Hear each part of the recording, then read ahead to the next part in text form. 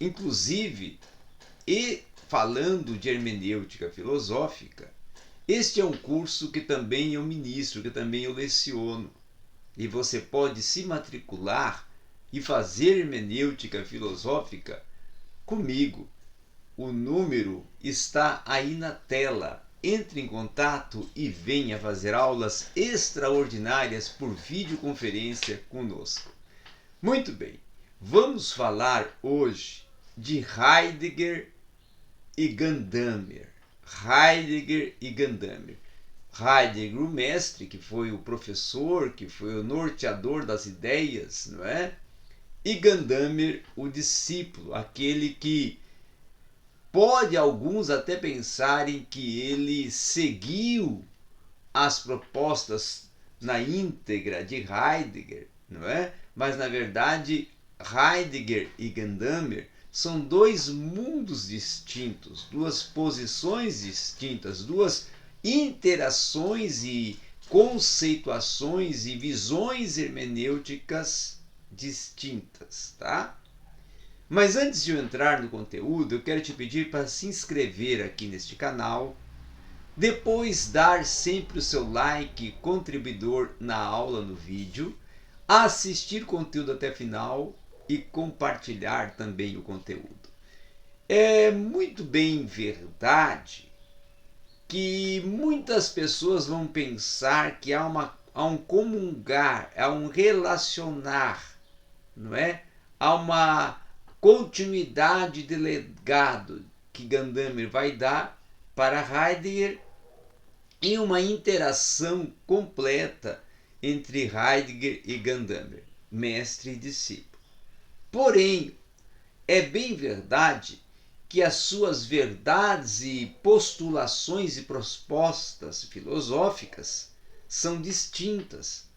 Com relação ao método filosófico, que parece até que em algum momento está se interrelacionando, nós temos que pensar e considerar que Heidegger é mais analítico, ele é mais aristotélico, e ao passo já que Gadamer já se pauta-se numa dialogicidade, ele também já é mais dialético e até se torna um pouco socrático-platônico, certo? Então, nesse contexto, há um projeto filosófico gandameriano que não seja compreensível e nem factível, tá?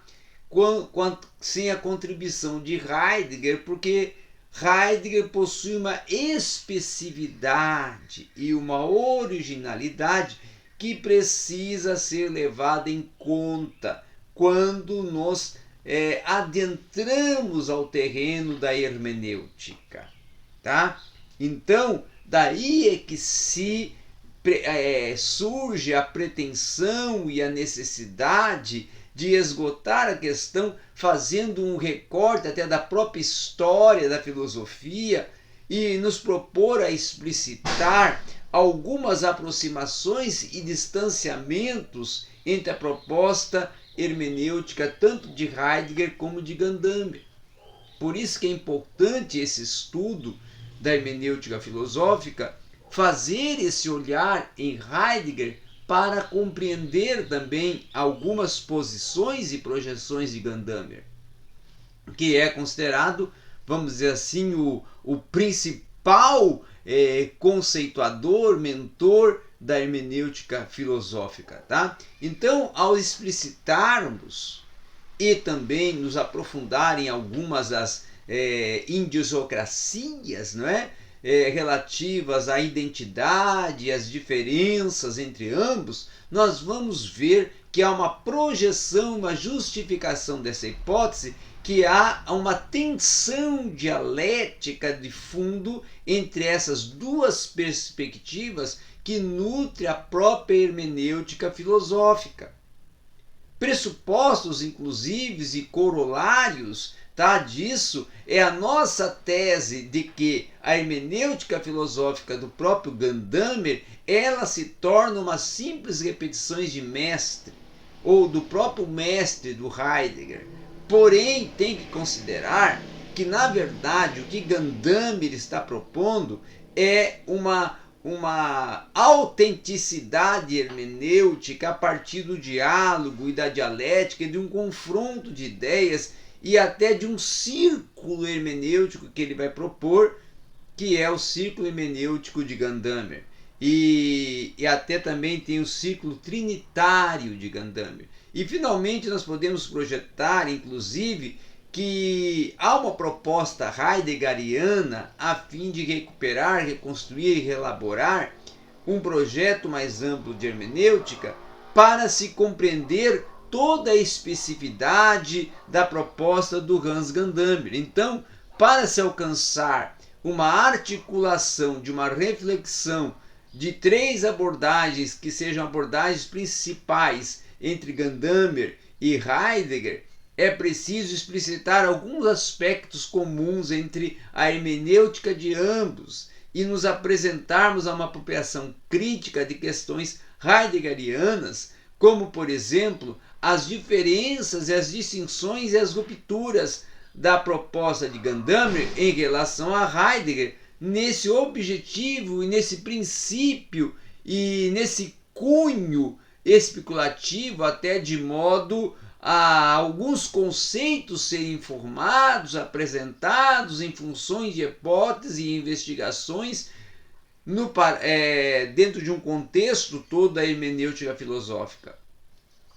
Nós vamos encontrar, por exemplo, em Heidegger, algumas questões muito relevantes que são examinadas e precisam ser examinadas, como, por exemplo, as questões pertinentes ao sentido mais analótico, mais estrito de Heidegger, e também ao sentido que Heidegger emprega a questão da linguagem, tá? Então, em relação a Heidegger, o que é preciso também pensar que ele vai propor questões antagônicas e elaborar uma filosofia mais distinta com questões mais estritas, tá? Principalmente no que se tange à questão da linguagem, a questão do olhar sobre o ambiente e da questão da sua apropriação da noção de facticidade, tá? Que marca decisivamente essa hermenêutica de Heidegger. Outra questão também é abandonar as questões, por exemplo,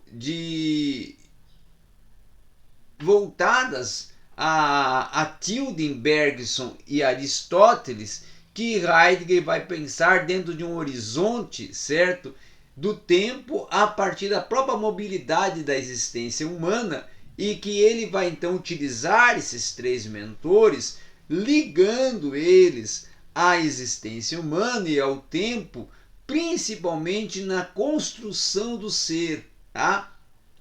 Já essa noção de facticidade, ela é justificada dentro do tempo a partir da sua própria historicidade. E nessa historicidade é que vai surgir a noção heideggeriana do ser dentro da condição humana, e ocasionalmente essa condição Gadamer vai caracterizar como a tutela histórica do ser, certo?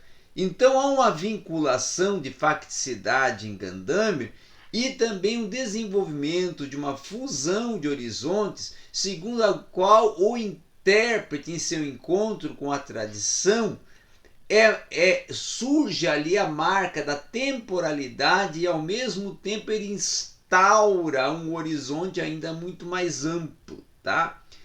Que seria o horizonte da pré-compreensão, certo? Dentro disso também, Gadamer parece que está justificando um horizonte de interpretação em que a tradição se torna um referencial, porque há relações de questões respostas determinadas dentro da tradição ou propostas pela tradição. Então a crítica também é feita a um horizonte não só efeitual, certo? Mas um horizonte estrutural. E com isso também vai ser proposta uma crítica ao iluminismo com questão da absolutização do poder da razão, tá? É essa crítica que então Gadamer vai empreender ao iluminismo quando há uma absolutização do poder da razão. Também importa-se dizer que há uma desconfiança de Gadamer que não vai se dirigir nunca contra a ciência mesma, porque ela se torna uma necessidade, mas também uma fascinação, um deslumbramento e um aturdimento que provoca a sua divinização, certo? Então, dentro dessa proposta, nós vamos ver também que Heidegger, ele, por ser mais analítico, a sua filosofia, ela muitas das vezes é pautada no foreneses de Aristóteles, que se torna um tema até de um seminário que foi ministrado pelo Heidegger em 1923 e que impactou também determinantemente a Gadamer, que claro estava presente neste momento do seminário ministrado pelo Heidegger. A hermenêutica como tarefa, teoria e prática é desenvolvida pelo Gadamer, porém a articulação filosófica de Heidegger no que tange alguns conceitos sempre estão presentes em algumas articulações de Gadamer, porém não seria algo de continuidade da filosofia de Heidegger, porque há distinções, tá?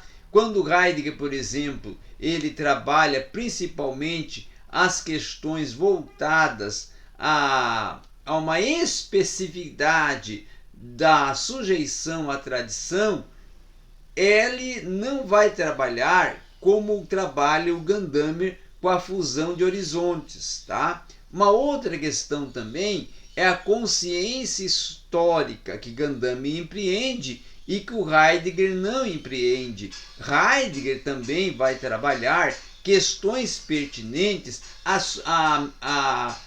vamos dizer assim, a subjetividade, tá? E o Gadamer vai trabalhar as questões mais pertinentes à consciência histórica. Então, há certas particularidades que precisam ser consideradas, observadas, para se pensar numa hermenêutica proposta pelo Gadamer e pelo Heidegger. Mas nós iremos ainda fazer uma aula aqui para vocês no canal, falando distintamente de toda a proposta de Heidegger e depois de toda a proposta de Gadamer, certo? Serão vídeos distintos e aí a partir desses vídeos você vai compreender com maior identificação qual é a proposta de Heidegger e qual é a proposta de Gadamer. Mas no curso Hermenêutica Filosófica você tira todas essas dúvidas e acrescenta muito conhecimento sobre todos esses teóricos da hermenêutica filosófica.